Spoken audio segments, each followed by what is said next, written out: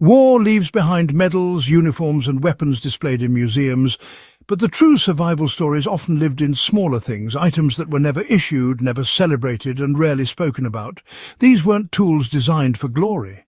They were quiet lifelines that gave soldiers one more day, one more chance, and one more step toward making it home. What's remarkable is how ordinary these objects were.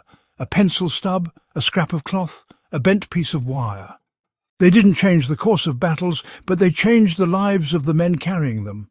Today we uncover 7 survival items from World War II that soldiers rarely mentioned yet depended on.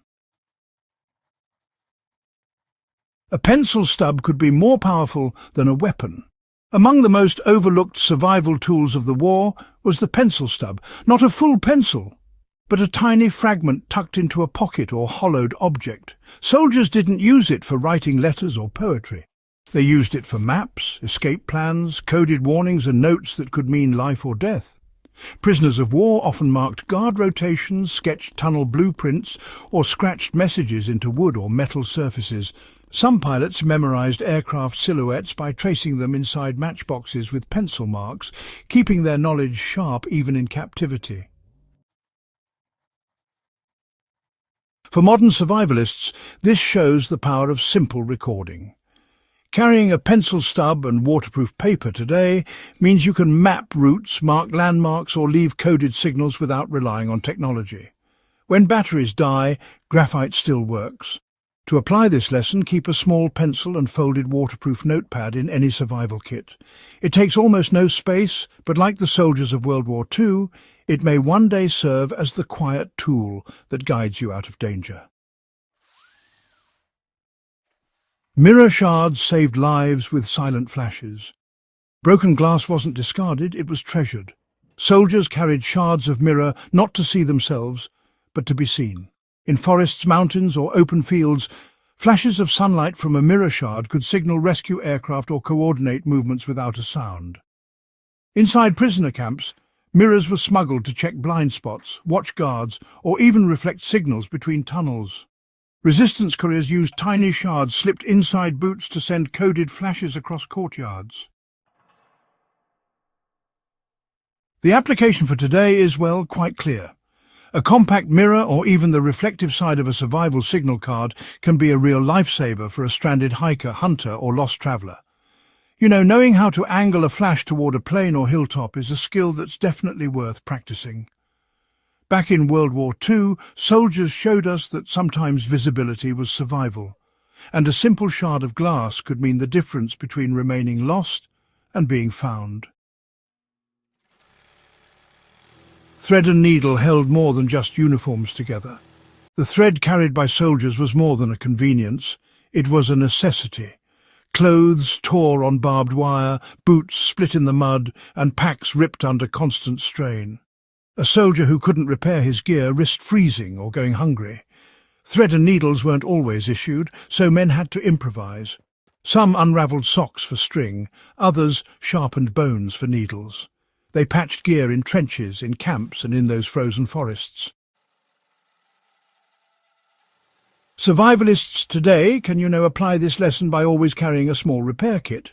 A few needles, some strong thread and safety pins can repair tents, tarps, clothes and packs right there in the field. Soldiers showed us that it wasn't the glamorous gear that saved lives, it was the quiet discipline of mending. So, learn a few basic stitches, keep your thread wrapped around a button or needle, and you'll carry a skill as old and vital as war itself.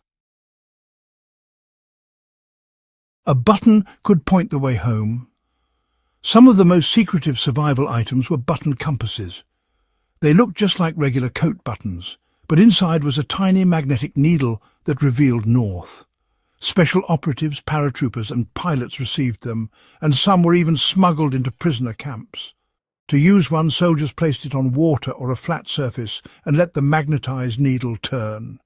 For those planning escapes, it was absolutely priceless. Captured soldiers who carried these often hid them in soap bars, toothbrush shafts or sewn seams. In today's survival world, technology provides GPS and maps, but the principle remains unchanged. Always have a backup compass, even a small one, hidden in your gear. Learn to orient yourself by basic compass work. Like those WWII soldiers, knowing where north lies might one day mean the difference between wandering aimlessly and walking towards safety. Wire loops and safety pins fixed what nothing else could.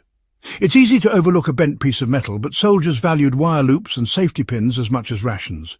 They secured broken gear, repaired weapon slings, and held makeshift bandages in place. A broken strap in the middle of a march didn't stop the column because someone carried a pin. Parachutes were refolded under fire using pins.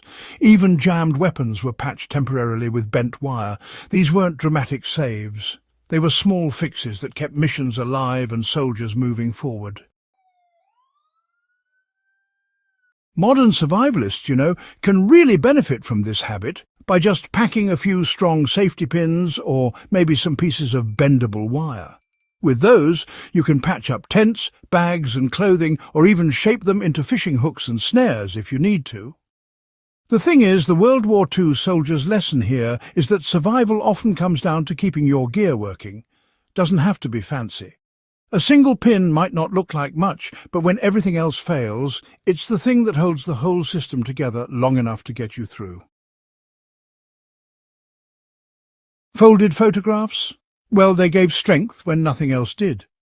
Not every survival item, you see, was practical in a physical sense. Some things served as emotional anchors.